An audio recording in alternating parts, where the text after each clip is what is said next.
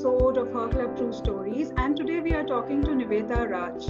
Nivetha is a psychologist and an emotional quotient coach. She deals with emotional intelligence and mental health coaching. She is also a part of a Rise and Shine educational enterprise. So, hi Nivetha, welcome to Her Club True Stories, and thank you for taking out time today to talk to us. Hi Shilpa, thank you so much. It is my honor and privilege to be here. Thank you so much for letting me be a part of Her Club True Stories. I'm already inspired by the stories that you have been presenting, and I think you're doing a great job, and I feel so glad that I get to be a part of it too. Thank you, Nivetha. Thank you so much. So, before we begin and understand what is emotional quotient and what is, mental health well-being, let us get to know a little about you. Sure, absolutely. So I'm basically from Chennai, based out of Chennai, and most of my growing up years was in the US. So I think I've spent half my life over there and half my life here. So I come from both the worlds. So that kind of has helped me become who I am as a person. And I would say that has also been one of the reasons why I have become a psychologist and an EQ coach, because of the kind of experiences I had when I was young and during the transition and when I came over here. So basically, I have a master's in psychology and I specialize in emotional intelligence coaching, which is basically like, approaching mental health through the components of emotional intelligence. So that's basically what I do. And I have also been part of the Dale Carnegie coaching program when I was in the US. And probably later on, I could talk about how pivotal it has been to me becoming a coach today. So I'm always grateful for that experience. So that's a little bit about me. And yes, I am part of a Rise and Shine's management team. And I think it's a lovely place to work because we get to work with children and teens and young adults. And I spearhead all the emotional intelligence initiatives over there. So that's basically a little bit about me. Okay. So Nivetha, let us understand initially, what is emotional quotient? Right. So, when we say IQ and EQ, right, I think everybody understands what IQ is. And it's something that we keep working towards and empowering, children to work towards. But EQ is something that is equally important for any human being. So maybe if I can just give you a little simple definition of what it would be, it's basically your ability to understand and regulate your emotions and understand and empathize with other people's emotions, and use this collective understanding to direct your responses in life, basically across all circumstances. Okay? So there are so many components to it. It has to do with you as a person, and it's not a skill. Sometimes people think that EQ is a skill, which is not. It is a form of intelligence. So that means it you're born with it and you nurture it over time. It is an evolving process and everyone has it. So it's basically your ability to relate to yourself, relate to your goals, your dreams, your emotions, your values, how you relate to your relationships in your life, how you relate to your business, how you relate to the stress and anxiety that you face. So there's so many components to emotional intelligence. It's actually a world on its own. And, like I said, it is a part of a person's personality and character.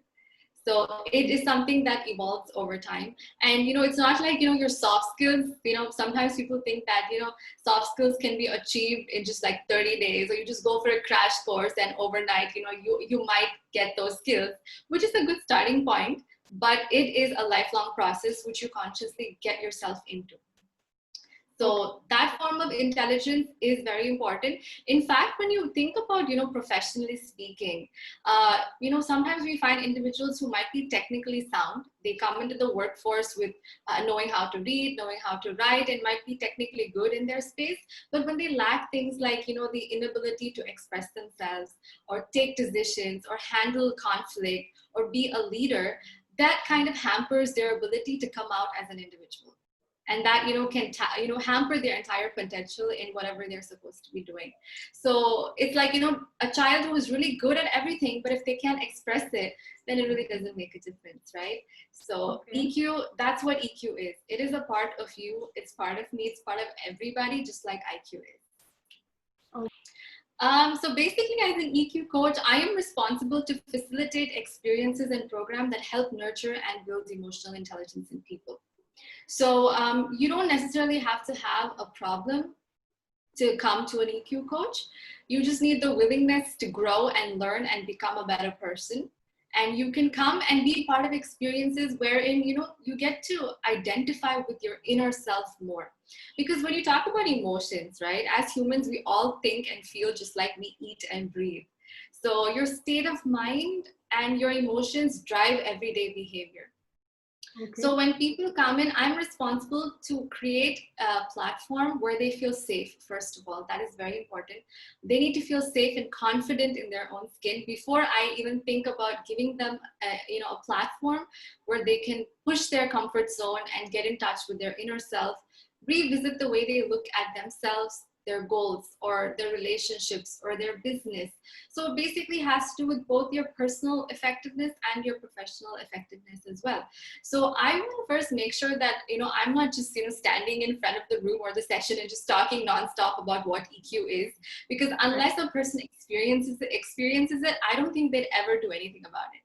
So I make sure that all my interactions are experiential. So people have to get down on the floor and they have to know what EQ means to them, because it means totally different to 20 different people in 20 different ways. Exactly. Right? It's a very individualistic process. So I am more like a catalyst in this whole journey, and I'm more like a guide where I help them realign their thought processes, and through that, making sure that they can achieve breakthroughs that they really need to. So yeah, we have all kinds of fun, and I'm actually blessed because I feel like professionally I'm a mentor, but personally I'm a student as well every time, because I get to learn from their stories and experience.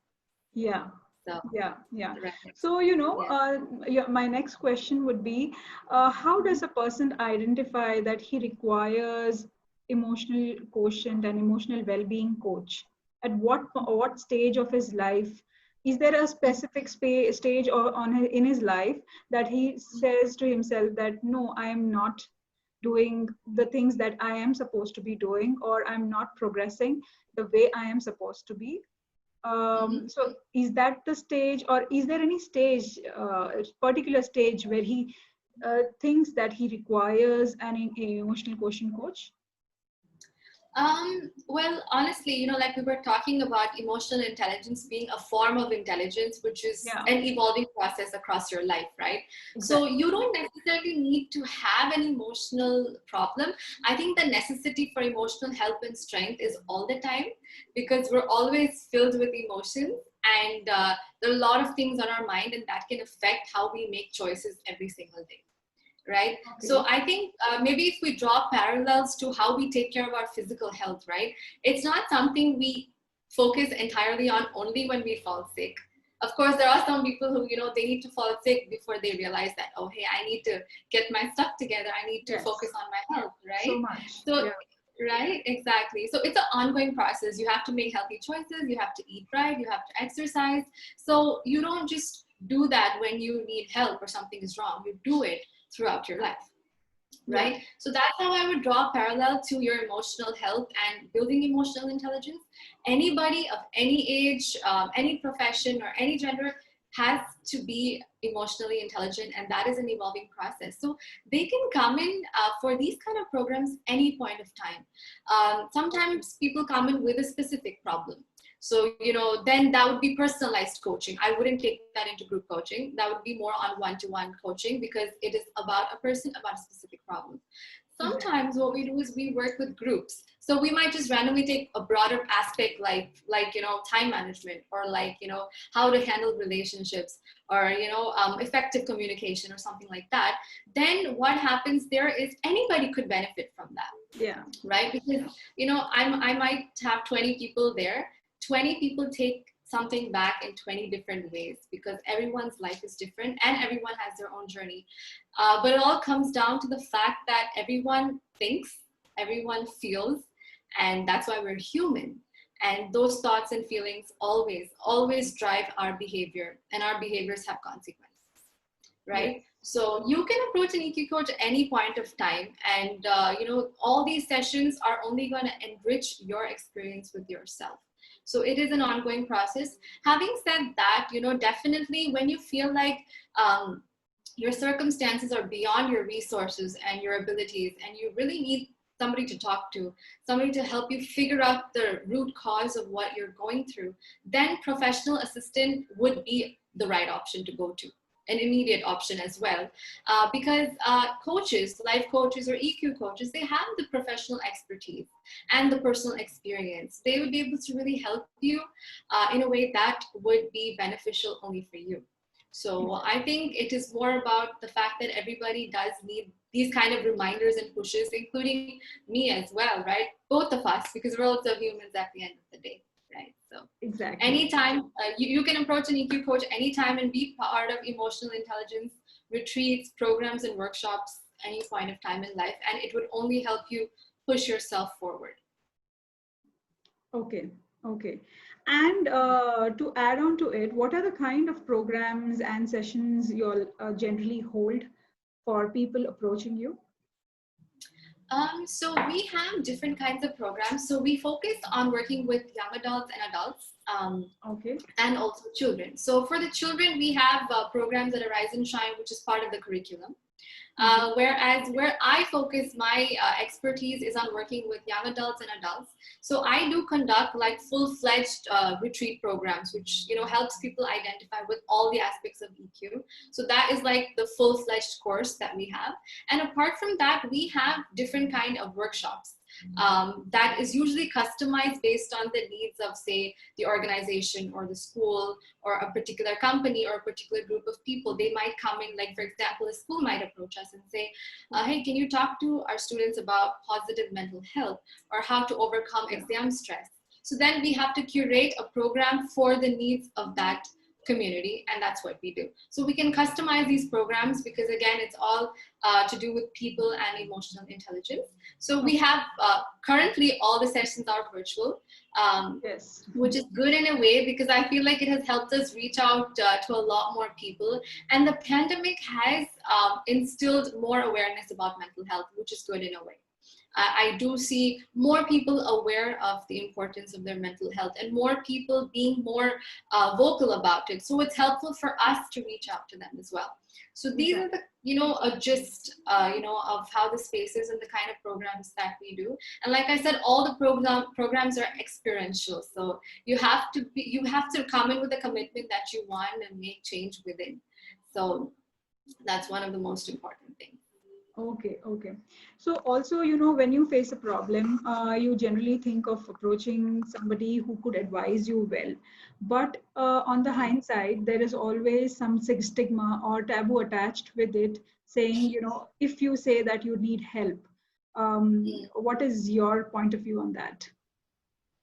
You're absolutely right, Shilpa. The stigma is very much still there. I think most of the people who I meet for the first time, the first thing they take a lot of time to open up. They take a lot of time to break that barrier that is stopping them because they feel insecure. They feel like if they have a problem, there's something absolutely wrong with them. Yes. Which is something I would say you have to break because everybody has a problem. Everyone goes through their emotional issues. If somebody says they haven't or they don't, then they would just be covering up, to be very honest, right? We all have our own share of issues. So, I think one thing we need to realize is mental health is for all, absolutely everybody in the world. Everybody has mental health and everybody has to work on it, and everyone does find themselves in situations that is beyond their control and when they really need help. And sometimes help does come in the form of loved ones in our family or friends who really can help you, but sometimes that may not be enough. You really need to step out, and when there is professional help, you should seek it, because one thing about professional coaching is it is very safe. You are not judged and it is kept confidential, and moreover you have the freedom to work with yourself, which is something you probably wouldn't be able to do somewhere else. And coming to a professional is important because you can never figure everything out on your own. It was never meant to be that way. That's why we all coexist in this world. We all get inspired and we help each other out. And that's how I would want people to look at it. When you have a problem, the most wisest thing to do is to step out, ask for help. And if you feel like, you need professional support, you should do it. Again, I would say one way to break the stigma is people who have had their own journeys be more vocal about it. That always helps. I do see a lot of mental health communities coming up on social media where they have real people share their mental health journeys and how they have overcome something. And that is inspiration to all of us, telling us that we are not alone and that everybody has their own problem. And, they've always taken that step, to find help in some way. And that's probably why they have come out better. So I think people being more vocal about their journeys will really, really help, because I feel everybody's struggle becomes their story, and that becomes, hope and inspiration for everybody else, right? Exactly. So definitely, I think it's something that the community is responsible for, not just those in the mental health sector, but I think every person is responsible for the stigma breaking. Exactly. Absolutely, right? But if you were to ask me, the best place to begin to see this change is if we work with the children.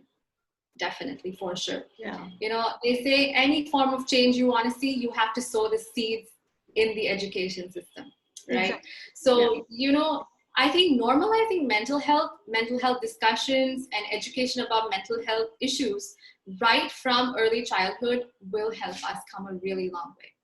And I think that is the way to go. At present, we do see student counselors coming up, which was not the case earlier in India. Yes. So that's very encouraging. Absolutely. I'm so glad that we have taken the first step, but I feel it shouldn't stop there. I feel as much of an importance we give to math and science, we need to give to a child's mental health. And I think that's when we create human beings and we help reduce the stigma about mental health. So that's how that would be my personal thought about this. Exactly, exactly. And I also feel that there is a huge gap in understanding what mental health is all about and what effects that will have on you. So, for example, fitness is considered very important these days, and people neglect their mental health completely. So, few of them are not even aware that there is something called as mental health. What do you have to say to people? How do they identify that there is something called as mental health, and how should they take care of it? Just the first few steps before approaching you. Right. Absolutely. I understand. Whenever we talk about mental health, I always like to draw parallels to physical health because everyone relates to it better, right? So, it's like, let's take the whole, situation of the pandemic that we are in right now. We have been hearing the word immunity for quite some time, right? Like, you've got to have a good immune system, you've got to boost your immunity, you've got to take vitamin C, you've got to take these herbal drinks. So we've been hearing a lot of that. And the whole idea of that is so that our body can fight against toxins. That's the ultimate aim, and protect us from the virus, of course, right? So if I could draw the same parallel to mental health, okay, there is something called mental immunity, emotional fitness, which tells us that when a person works on building emotional immunity over time, they are more likely to be able to fight against anxiety, unpleasant thoughts, stress, resolve conflicts, be more mindful, and be more positive in their approach to life in general, as opposed to somebody who does not work on their mental fitness. Right? So definitely that's what I would tell anybody who feels that their mental fitness is not as important. It plays a major role, just as your body plays a major role in who you are and what you can do, your mind also. And I think the mind and body kind of have to integrate at some point. So that's why you really need to realize that as a person, you are responsible for your mental health for sure. And so you would want me to just share like a few ideas that I think could be helpful to help us build up our emotional immune system? Yes. Yeah. Okay. Okay. So maybe I'll just keep it very simple because so that it'll be easier for everyone to apply it actually. So I'll probably share like 5 R's that can help us integrate into our discipline so that we can focus on building our emotional immunity, just like how we have a regime for our physical immunity. So 5 things. The first thing I would highlight is relax. I think relaxation is something that has been interpreted as just sleep. Okay, it's not just sleep, right? I think nowadays sleep is also getting affected because of our integration with technology, which has increased over time. It has affected sleep cycles. So I would say, as a person, your relaxation is very important, which includes your sleep for sure. So having a bedtime routine makes a difference, because your sleep affects the night and the next day, and then it keeps going on and on.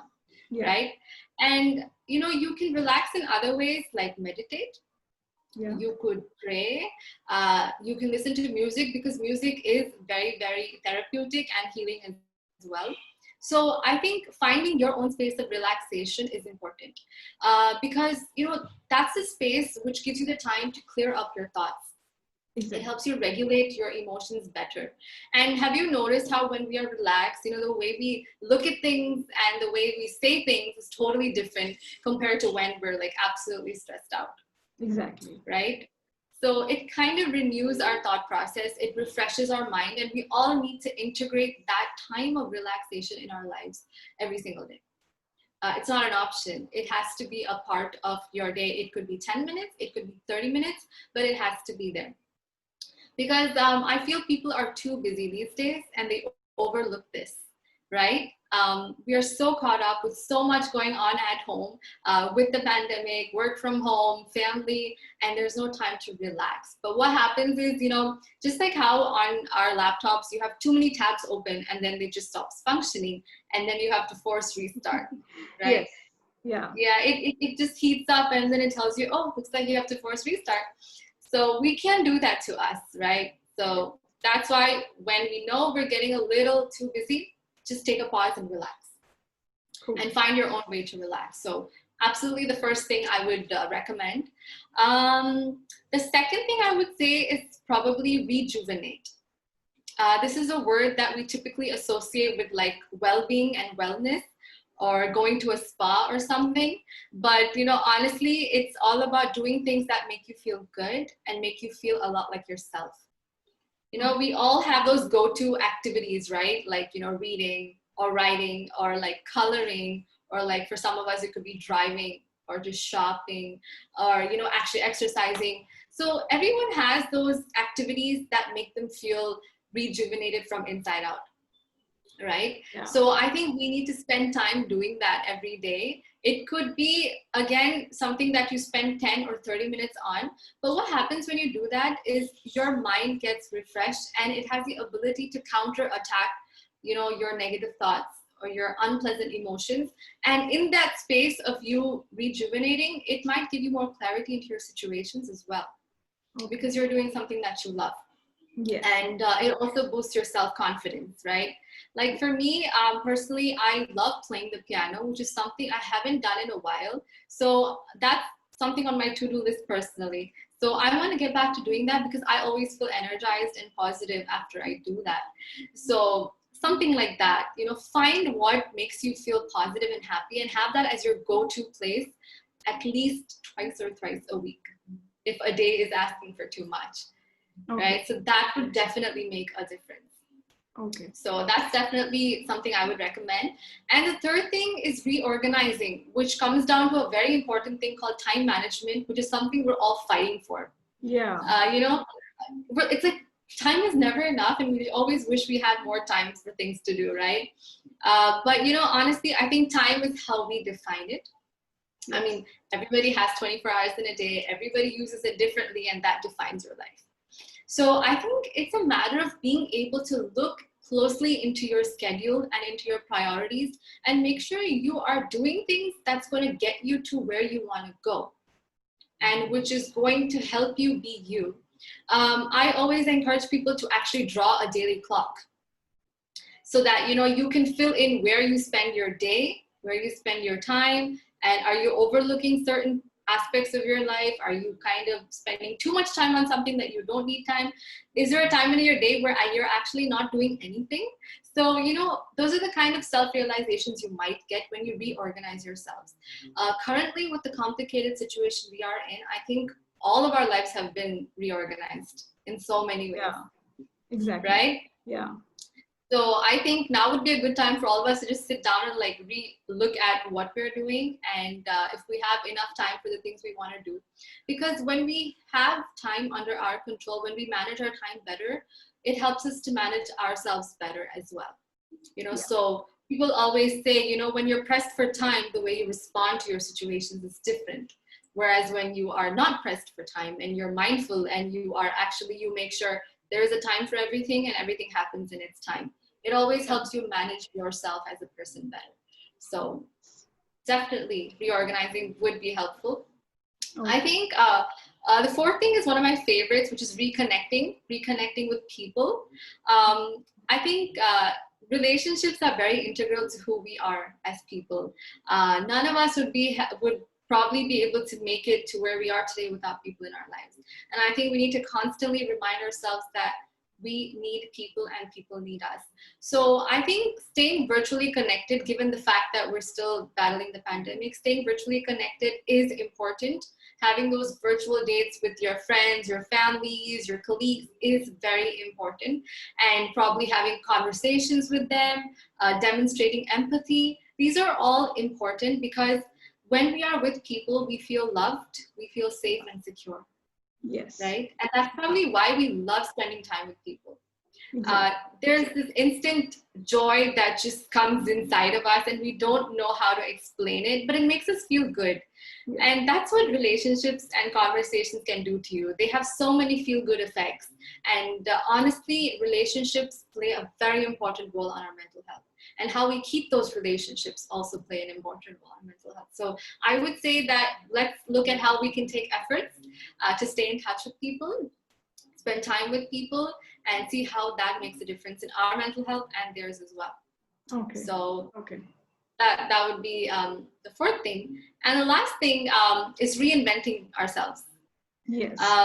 Yes. Most specifically, it makes more sense now because, when we stay in our comfort zones, it can be very frustrating because we're just doing the same thing over and over again, right?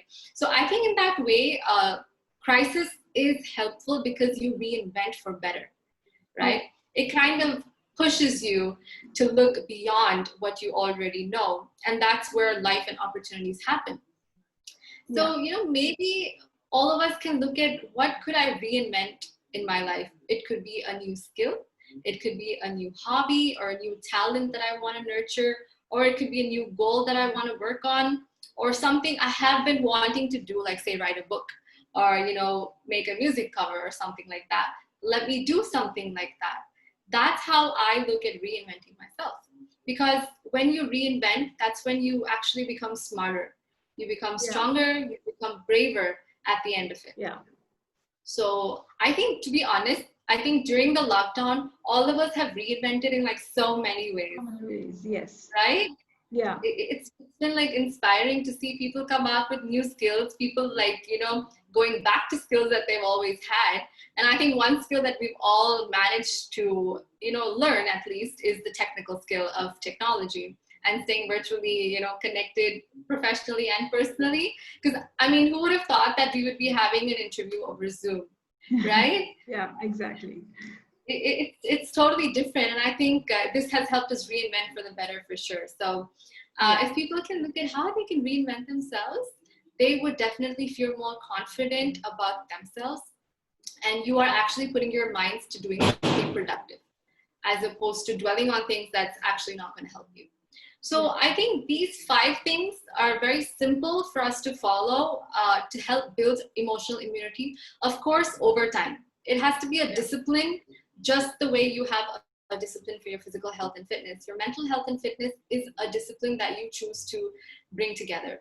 So make sure you have time to relax. Make sure you have time to rejuvenate, and you have time to reorganize your schedules and your days. And most importantly, reconnect with people. I think I want to highlight that again and again because we need people and people need us. And most importantly, reinvent yourself for the better. So if you can, kind of put this into your schedule, what happens is you have a stronger emotional immune system, which means when you have, those kind of unpleasant emotions, when you get into a crisis or when you find yourself in a conflict, you are in a better state of mind to adapt to it and resolve it and come back. you know, Correct. Yeah. that's what it does to you. Yes. Yes. So very briefly, you know. Yeah, yeah, this was so helpful. I mean, seriously, this is very helpful. We live in complicated times, and this is only Mhm. going to help us a lot. Yeah, Yeah. I'm so glad. I'm glad. Okay. I'm glad. Also, Nivetha, you deal Mhm. with young adults and teenagers. Right.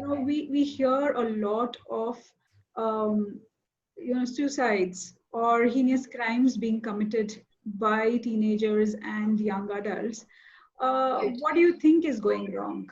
Where do you think that it can be corrected? Because uh, the children, the young adults, are the future, and if they are resorting to such means, that means there is a huge gap. What do you think can be done to lessen the gap, or to educate them better? Yes. Shilpa, you're absolutely right. It is very sad to see that there is an increase in suicide rates in India and globally as well. It is definitely, it's on the rise, especially among the teens and the young adults. And we do see children coming and, having issues with the law, issues with conduct at a very young age. Honestly, here, I would not want to blame the children at all, because I think as adults, we are responsible for how children are brought up in the society. When I say adults, I'm talking about family, I'm talking about the education, I'm talking about other people around them. I think here the major issue with us seeing children getting into these kind of issues at a very young age is their childhood. Any trauma in childhood could lead to such aggressive behavior, indifferent behavior. It usually starts really small. Okay, so for example, a child may have the fear of answering in class.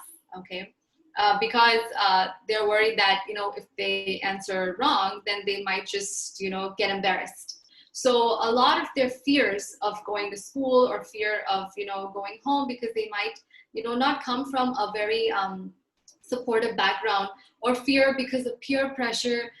You might have exam fear, you might have fear because of body weight issues. So these are little fears that come up when a child is, say, even as young as 5, 6, 7, 8, and then it goes up to when you're 12 and 13. So there's something that is deeply rooted when they're growing up. So what happens is, when they don't have that support system to help them come out of that emotional state of fear and insecurity, that's when they start finding their own ways of overcoming their fear. And that's when they take some bad choices, because they don't have anybody to help them out. I mean, how would they know unless there's somebody to push them on the right track? So what Yeah. happens is, fear kind of slowly takes root into something bigger, where they become demotivated, they just don't want to do anything, they become rebellious, and then they become indifferent. And that's when we see all these kind of issues surfacing. And I think again and again, I would want to reiterate how we normalize mental health in schools and in families. I think that is key, because if we're not going to give importance to it in school, we are going to continue seeing these kind of rates increasing, because children are not, I understand reading and writing is important, math and science is important, but if a child does not know how to face failure, and a child does not know how to make their own choices, or they're not able to express themselves, it's going to be difficult for them when they step out of school. And that's when sometimes they get stuck, and sometimes it can be very, very harmful for them. So I think it begins young. I think the seeds have to be sown in schools, so that mental health is just like any other so-called subject. So that Yeah. children are raised with EQ and IQ, so that they can tolerate and manage their emotions better. So, then the suicidal rates that we see definitely would decrease over time. And that includes parenting as well. I think how you talk to your child matters at home. I think normalizing discussions about how you're feeling, how your day has been, how are your friends, and making it an everyday thing is important. Because sometimes when individuals face anxiety and depression, especially young adults and teens, they find it hard to express themselves. Yeah. And we can't blame them because they are caught up in a situation that inhibits them. Yes. So I think that's where parents, teachers, and the community as a whole are responsible to support the children as they're growing up.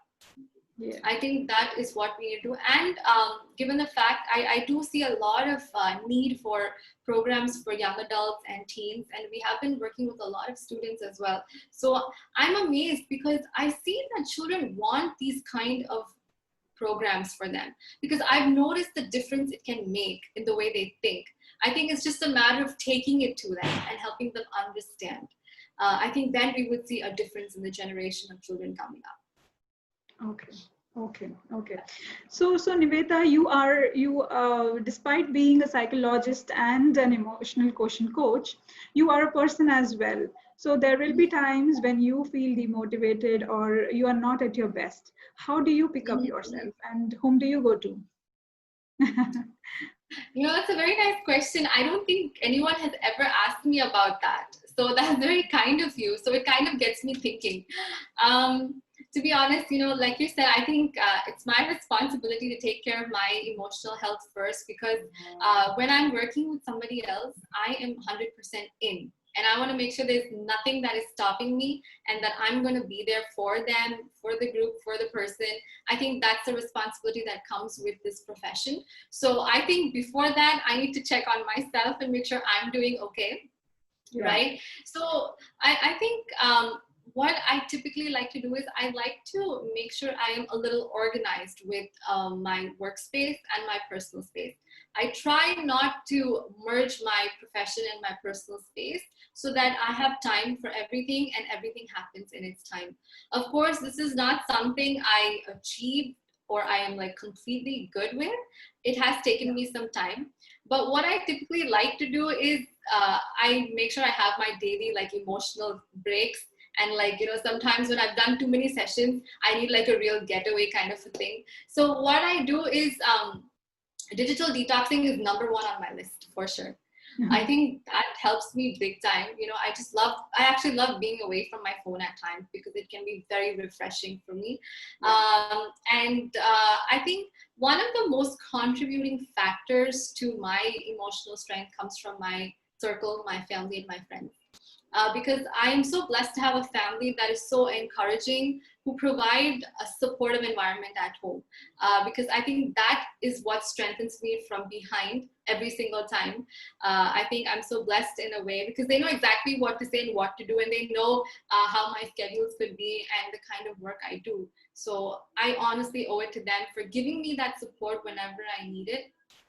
And of course, my friends, I have go-to people in my life who I just go to and would just randomly have a conversation, and then I get all energized and excited and I'm back. So I think that's what I do. That's a nice question, but honestly, I think I get energized by listening to people's stories. It's actually very, very inspiring. And I think I do what I love, and I'm loving what I do. So I think that's the strength that I get in the whole process of being a psychologist and an EQ coach. Okay, yeah.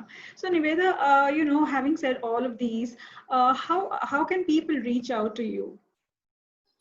So basically, like I said, I work with the Rise and Shine. I'm on their management team, and we as a team, we formulate different kinds of programs around emotional intelligence for other people.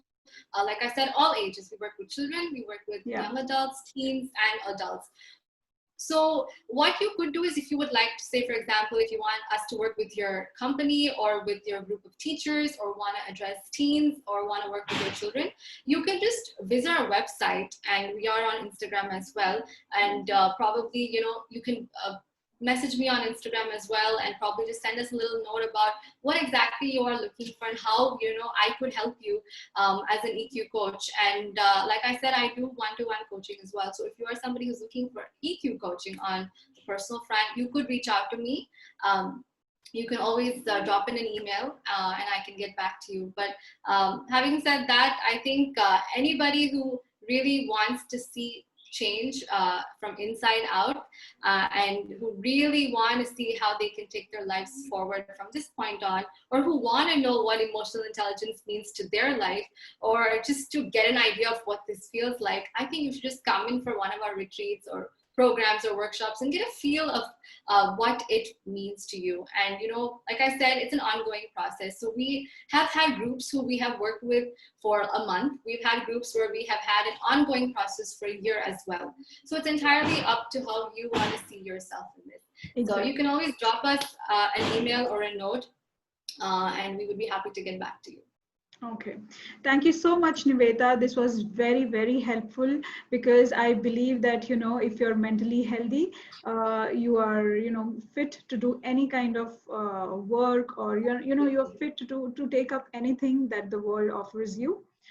Having said Absolutely. that, thank you so much for taking our time today. We are in such complicated times, and a session like this, talking to you, only makes us feel, that we have somebody who is ready to listen to us in times of need. And yeah, people who would want to reach out to Nivetha, she said that she's available on her website as well as on Instagram. And in women who are wanting to share their stories with us, please do reach out to me at Her Club True Stories. Thank you so much for listening to us. Thank you. Thanks, Nivetha. Thank you so much, Shilpa. I'm so glad that I was a part of this, and you are doing a fabulous job with Her Club. And I'm amazed to see how you identify different kinds of women from all walks of life, and you bring them forward and have them contribute a little bit of what they do to the society. I think women collaborating is very powerful because we kind of get inspired from each other's energies. And I think you have created that platform for people like me to be a part of. So thank you so much. And I wish you all the best for Her Club in the upcoming days. Thank you. Thank you, Nivetha. Wish you the same. Bye. Thank